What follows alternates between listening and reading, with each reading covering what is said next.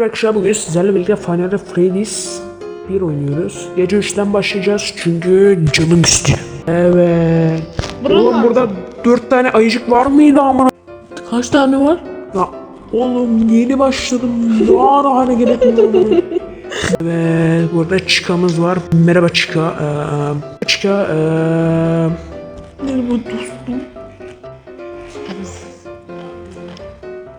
Neredesin? Ne?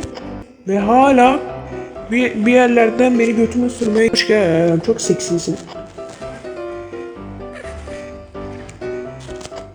Merhaba Chica. Telefon numaranı alabilir miyim lütfen? Merhaba.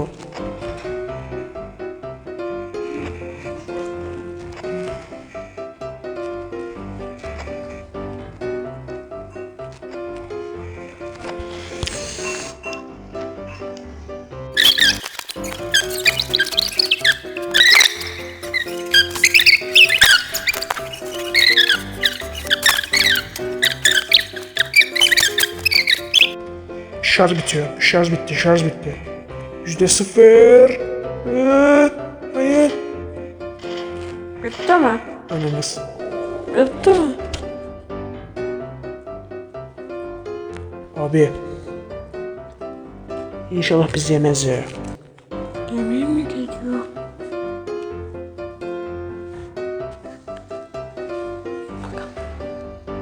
Neredesin? Neredesin? Rüyalarımdaki Freddy.